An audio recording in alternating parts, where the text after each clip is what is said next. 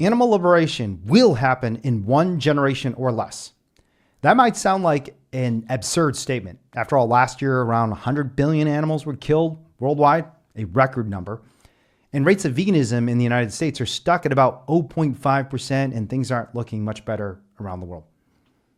And yet I remain not just confident, but certain that animal rights and an end to institutionalized animal exploitation will happen much sooner than most people think. And I'm going to try and explain why in this episode. And it starts with the story of Peanut the squirrel. So if you don't know who Peanut is, he wasn't a household name until this election season, although he did have a social media profile.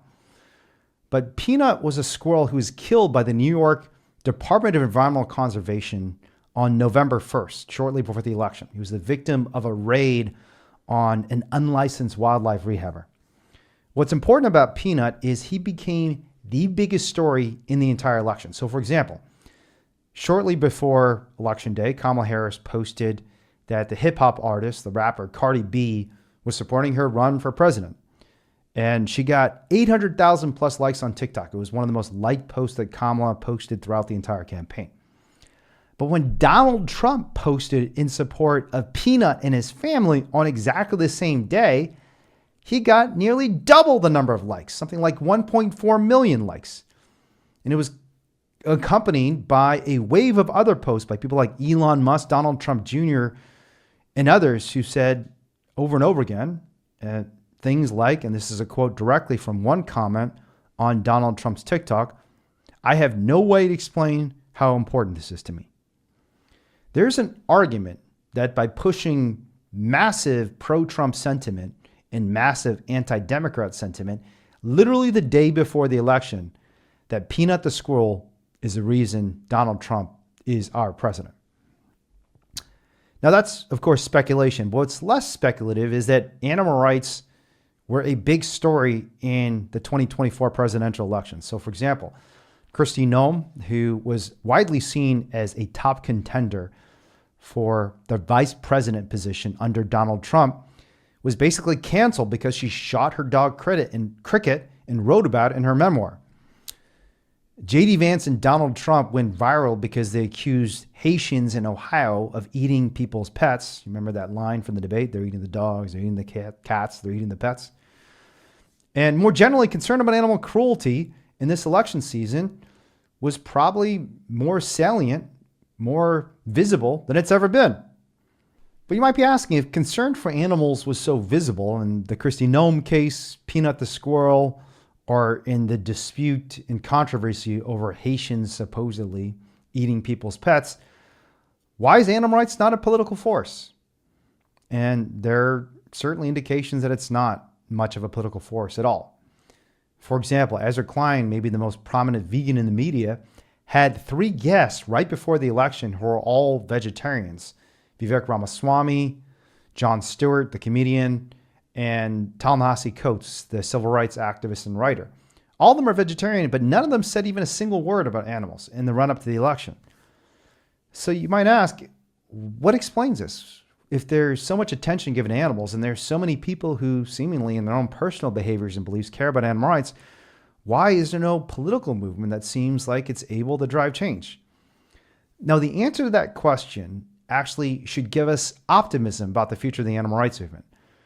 And I want to try and explain why. And maybe the best way to explain why animal rights is not a political movement is to start to look at the factors that are not explanatory. The first is a lack of philosophical legitimacy. It is simply not the case that animal rights lacks moral, philosophical, and analytical legitimacy. After all, if you look at moral philosophers, around 60% of all moral philosophers agree that at least some animals are unethical to eat. That compares to just 19% of non-philosophers. And when you ask the thought leaders around the nation which practices in society today will be condemned by future generations, routinely over and over again, they say that the treatment of animals is likely to be one of the things that future generations consider an atrocity. And that includes people like Charles Krautheimer, a neocon columnist on the right, and people like Nicholas Kristof, one of the most liberal, progressive columnists on the left. So it's not that animal rights lacks philosophical legitimacy or intellectual legitimacy, because some of the greatest thinkers of the modern age, including, again, 60% of all moral philosophers, say that animal rights is right. You might then ask, is it lack of popular appeal? And that also isn't the answer, because while only 0.5% of Americans are vegan, when you ask people if they care about animals, overwhelmingly they do. I've said before that 1/3 of Americans in a Gallup poll in 2015 said that animals should have the same rights as human beings. 80% of Americans say that farm animal cruelty is a personal moral concern. And shockingly, survey after survey shows that about 1 in 2 Americans just straight up want to ban slaughterhouses and factory farms. So if it's not a lack of popular appeal, and it's not a lack of philosophical legitimacy, what are the actual obstacles preventing the animal rights movement from driving forward towards transformative political change? Well, there are some real obstacles. And the first is what one of my former mentors, Kath Sunstein, a Harvard Law School professor, calls preference falsification. There have been many periods in history where routinely people hide their real preferences.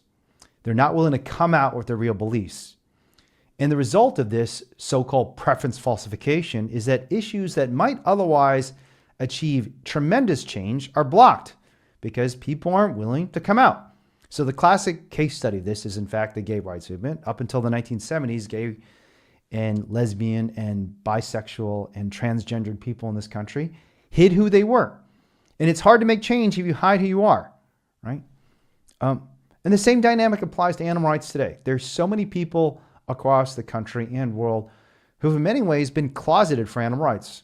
Ezra Klein, the same New York Times columnist I described as having a series of vegetarian guests and not even talking about animal rights, has actually openly discussed how taking the green pill, recognize that animal suffering actually matters, was the hardest thing that he's ever done as a journalist. That it is virtually impossible for him to talk about animal rights and not feel alienated and scared and anxious about what he's saying.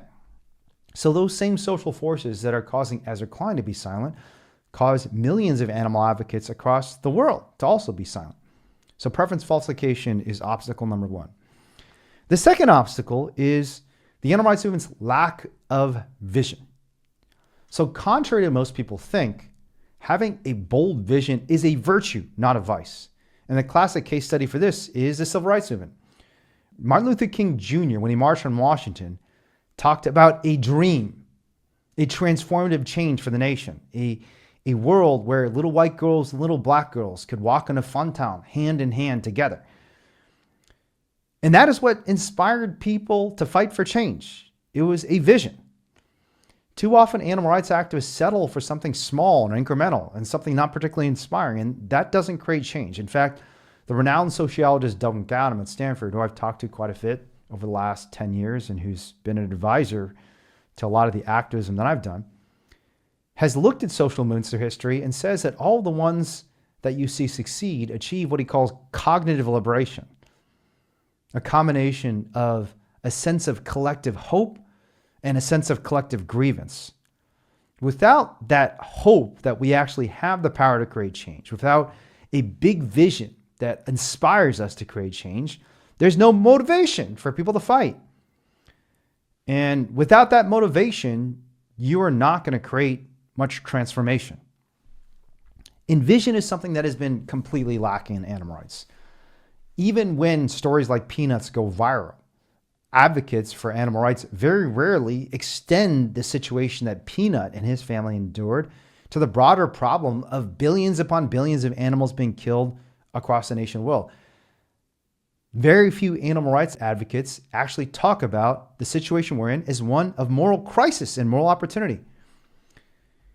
Instead, for the most part, we focus on fairly incremental and practical things like trying to get people to change what burgers eat. But my burger is more ethical than your burger is not a vision for change. It's not a dream of something like racial equality. It's something that's not going to inspire the masses. And it should come as no surprise that when we're asking for relatively small changes, bigger cages, better desks, switch to a plant-based burger instead of the animal-based burger, we don't create change. We haven't set out a vision for cognitive liberation. But here is the key bit that makes me confident that things are going to change. Both of those factors holding back the animal rights movement, preference falsification, and a failure of vision, both of those factors are reversing. Regarding preference falsification, we are seeing today a critical mass of people across the nation and world coming out in support of animal rights. I live in San Francisco, and in the Bay Area and Silicon Valley, more and more of tech's biggest leaders are speaking about animal rights quite openly. So for example, Larry Page, one of the co-founders of Google, broke with Elon Musk, partly because of Elon Musk's supposed speciesism, favoring human over non-human species. Now this had to do with the dispute about AI, but even familiarity with that concept. Familiarity with the notion that you can discriminate against someone, not just because of their race or gender or nationality or religion, but because of their species, is an important example of someone coming out and saying, I believe that species membership is an arbitrary form of discrimination. That's exactly what Larry Page did. OpenAI CEO Sam Altman, the guy who brought us ChatGPT, has publicly stated that meat consumption in the meat industry is a horror and says that we should cancel animal ag, that we need to find better morals to stop the exploitation of animals in factory farming. In the United Kingdom, recent polling shows that, well, large percent of the population has not become vegan yet. 1/3 of the population now approves of a vegan diet. And we've even seen a number of the most prominent educational institutions, from Cambridge to University College London, approve student resolutions in the last few years, approving a transition to 100% plant-based catering. So all of these examples are examples of people and institutions coming out for animal rights. And when more and more people start saying this, hey, I believe that too, it will give other people permission to say that as well. So preference falsification is failing and reversing. The second factor is a lack of vision, but that's also reversing.